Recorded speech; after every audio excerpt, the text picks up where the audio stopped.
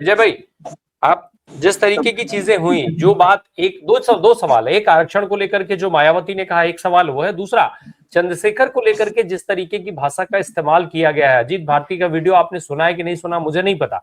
जिस भाषा में वो बात कर रहे हैं, साथ में पूरे समाज को लपेट रहे हैं, इन सारी चीजों को कैसे देख पा रहे हैं आप? और आंदोलन ये जो शुरू हुआ है, आरक्षण के नाम पर जो कुछ चीजें चल रही हैं, उस पर भी जरा समझना चाहेंगे आपसे विजय भाई। देखिए, सबसे पहले तो मैं आपके चैनल के माध्यम से सभी लोगों को जय भीम जय संविधान बोलना चाहूंगा। आपका जो पहला क्वेश्चन था कि माननीय बहन जी ने राहुल गांधी जी से ही ये सवाल क्यों किया या कांग्रेस के नेताओं से ये सवाल क्यों किया, तो इस पर मैं कहना चाहूंगा कि जंतर मंतर पर जिस प्रकार से SC ST OBC माइनॉरिटी के आरक्षण को लेकर के कुछ लोग इकट्ठे हुए, जिन्होंने आंदोलन किया, आंदोलन के माध्यम से वो केवल आवाज को दबाना चाहते थे। और ये आवाज इसलिए उठाई गई क्योंकि बीजेपी सरकार पूर्ण रूप से डरी हुई है, पूर्ण रूप से कांग्रेस से डरी हुई है। और कांग्रेस के खिलाफ उसके पास कोई विशेष नीति नहीं है। वो जानती है कि आज उत्तर प्रदेश ही नहीं, पूरे देश के दलित समाज के लोग, खास करके SC ST OBC समाज के लोग मजबूती के साथ कांग्रेस के साथ जुड़ रहे हैं। कांग्रेस में जुड़ करके लोकतंत्र और संविधान को बचाने की जो उनकी मुहिम है वो तेजी से चल रही है। इससे सबसे ज्यादा नुकसान उत्तर प्रदेश यानी जो क्षेत्रीय दल है BSP, उसको ज्यादा नुकसान हो रहा है। BSP का जो कोर वोटर है वो खिसक करके, जिस प्रकार से पहले कांग्रेस से निकल करके BSP की तरफ आया था, आज वही दिशा है। BSP का जो कोर वोटर था, जिसे मजबूत कहा जाता था, वो पूरा वोटर कन्वर्ट हो चुका है कांग्रेस की तरफ। इससे सबसे ज्यादा नुकसान BSP को हुआ है। दूसरा नुकसान, जो बीजेपी की नीतियों से परेशान लोग थे, जो BSP के साथ नहीं जाना चाहते थे, जो अन्य दलों के साथ नहीं जाना चाहते थे, लेकिन वो जानते हैं कि कांग्रेस के शासनकाल में समता भी थी और लोकतंत्र भी था, तो लोकतंत्र और समता को स्थापित करने के लिए वो मजबूती से कांग्रेस ज्वाइन कर रहे हैं। तो कांग्रेस की बढ़ती हुई कार्यशैली से लोगों का ध्यान डाइवर्ट करने के लिए ये बीजेपी के द्वारा प्रायोजित एक एजेंडा है, जिसको हम और आपको समझने की आवश्यकता है।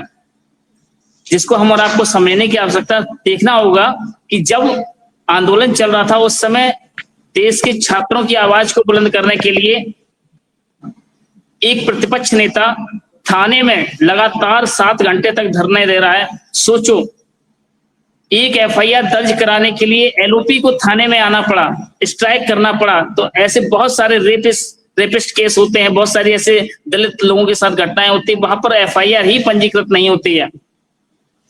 तो कहीं ना कहीं जो सवाल कांग्रेसी नेताओं से किया गया है, तो मैं तो BSP सुप्रीमो बहन जी से भी कहना चाहूंगा, मायावती जी से भी कहना चाहूंगा कि कांग्रेसी नेता तो छात्रों को न्याय दिलाने के लिए थाने में धरना दे रहे थे, प्रदर्शन कर रहे थे। आप तो खाली थे, आपके लीडर खाली थे, आपको जाना चाहिए था, समझाना चाहिए था, आरक्षण विरोधियों को जवाब देना चाहिए था। लेकिन केवल ट्वीट से या सोशल मीडिया पे वक्तव्य से परिवर्तन आने वाला नहीं है। आज जनता जाग चुकी है और समझ चुकी है कि जो वास्तविकता में सड़क पर उतर करके समाज के नेतृत्व की बात करता है, समाज के हित की बात करता है, लोकतंत्र की बात करता है, संविधान के संरक्षण की बात करता है, लोग उसके साथ खड़े हैं। और इस पर कांग्रेस का रुख स्पष्ट है। कांग्रेस ने साफ कह दिया है, जिसका जो अधिकार है उसे दिया जाएगा। और खास करके जो मजलूम किसान, कमजोर वर्ग के लोग हैं, और कमजोर तो हर वर्ग में, उनका जो रिजर्वेशन है वो भी उनको दिया जाएगा। कांग्रेस का रुख स्पष्ट है। और जो सवाल बहन जी ने कांग्रेस लीडर पर किया है, ये जवाब उनको राहुल गांधी की बजाय उनको ये सवाल मोहन भागवत से करना चाहिए था, उनको ये सवाल JP नड्डा से करना चाहिए था, उनको ये सवाल नरेंद्र मोदी से करना चाहिए था, उनको ये सवाल अमित शाह से करना चाहिए था। कहीं ना कहीं BJP RSS से करने की बजाय ये सवाल कांग्रेस से इसलिए कर रही है ताकि दलितों का जो जुड़ाव कांग्रेस की तरफ तेजी से हो रहा है उसे रोका जा सके। लेकिन अब ऐसा होने वाला नहीं है। मैं आपको साफ और स्पष्ट बता दूं, रही बात चंद्रशेखर की, तो चंद्रशेखर के पास अपना कोर वोटर नहीं रहा। जो मजबूती के साथ, जिस पहचान के साथ चंद्रशेखर तेजी से उठा था, वो पहचान थी भीम आर्मी। भीम आर्मी का वोटर कन्वर्ट हुआ इसके साथ, तब जाकर के मजबूती से आगे बढ़े। लेकिन आज भीम आर्मी का एक कार्यकर्ता चंद्रशेखर को छोड़ चुका है। चंद्रशेखर को छोड़ चुका है। भीम आर्मी का एक एक कार्यकर्ता इस बार कांग्रेस के साथ मजबूती से खड़ा है, क्योंकि आज कांग्रेस ही है जो लोकतंत्र और संविधान को बचाने की लड़ाई लड़ रही है। और जो आरक्षण विरोधी या संविधान विरोधी लोग नेता विशेष के ऊपर टिप्पणी करके पूरे समाज को अपनी तरफ आकर्षित करना चाहते हैं, तो वो समय रहते सुधर जाएं, क्योंकि ना तो हम संविधान के खिलाफ सुनेंगे ना आरक्षण के खिलाफ सुनेंगे। जो आरक्षण के खिलाफ बोलेगा, संविधान के खिलाफ बोलेगा, उसे दिन में तारे याद दिला दूंगा। ये भीम आर्मी का एक एक कार्यकर्ता करने के लिए तैयार है। जी।